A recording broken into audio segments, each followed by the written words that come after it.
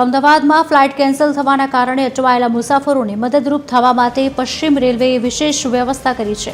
મુસાફરોની અગવડતા ઘટાડવા માટે અમદાવાદથી દિલ્હી વચ્ચે વિશેષ ભાડા પર ટ્રેનની વ્યવસ્થા કરવામાં આવી। આ ઉપરાંત સાબરમતી અને દિલ્હી સરાય રોહિલ્લા વચ્ચે પણ ટ્રેન દોડાવવામાં આવશે।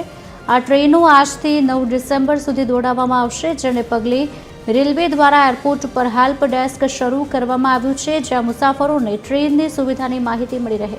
કેટલીક નિયમિત ટ્રેનમાં વધારાના કોચ પણ જોડવામાં આવ્યા છે।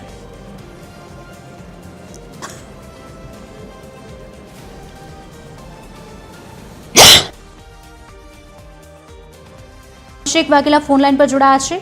અભિષેક, શું વધુ વિગતો મળી રહી છે? બિલકુલ ગુજારી વાત કરીએ તો જે પ્રમાણે છેલ્લા 3-4 દિવસથી એરપોર્ટ ઉપર જે પ્રકારનો માહોલ જોવા મળી રહ્યો છે, પેસેન્જરો જે છે તે ફ્લાઇટ રદ થવાના કારણે ઘણી હાલાકી ભોગવી રહ્યા છે અને ત્યારે હવે ફ્લાઇટ જે પ્રમાણે કેન્સલ થઈ રહી છે અને મુસાફરોને મદદરૂપ થવા માટેના પ્રયાસ જે છે તે ચાલી રહ્યા છે। જેમાં પશ્ચિમ રેલવેની જ્યારે વાત કરીએ તો પશ્ચિમ રેલવે દ્વારા હવાઈ મુસાફરો માટે અમદાવાદથી સીધી દિલ્હી માટે એક વિશેષ ભાડાની ટ્રેન જે છે તેની વ્યવસ્થા કરાઈ છે। આ જે ટ્રેન જે છે તે સાબરમતીથી સીધી દિલ્હી તરફ જશે અને ખાસ કરીને વાત કરીએ તો આજથી લઈને 9 ડિસેમ્બર સુધીમાં એટલે કે 3 દિવસ સુધીમાં આ ટ્રેન જે છે તે દોડવામાં આવશે। વ્યવસ્થાના ભાગરૂપે મુસાફરોને કોઈ પણ પ્રકારની અગવડતા ન રહે તે માટે આ રેલવે આ પ્રયાસ જે છે તે કર્યો છે। અત્યારે હાલની વાત કરીએ તો આજ વહેલી સવારથી જ રેલવે દ્વારા જે પ્રકારે એરપોર્ટ ઉપર જે છે તે એક હેલ્પ ડેસ્કની શરૂઆત કરી છે કે જેમાં મુસાફરોને તમામ પ્રકારની માહિતી જે છે તે આપવામાં આવશે।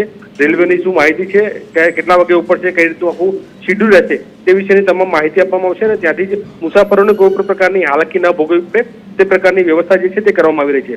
સાથે સાથે મુસાફરોને ટ્રેનમાં કેવા પ્રકારની સુવિધા મળી રહેશે, કેવા પ્રકારનું આખું રહેશે આયોજન તે વિશેની માહિતી આપવામાં આવશે અને આ સિવાય કેટલીક ટ્રેનોમાં વધારાની કોચની પણ વ્યવસ્થા જે છે તે કરવામાં આવી રહી છે, જેથી મુસાફરોને કોઈ પણ પ્રકારની હાલાકી ન પડે અને તે પોતાના નિવાસસ્થાન ઉપર શાંતિથી પહોંચી શકે તે પ્રકારની વ્યવસ્થા કરવામાં આવી છે। જી, આભાર।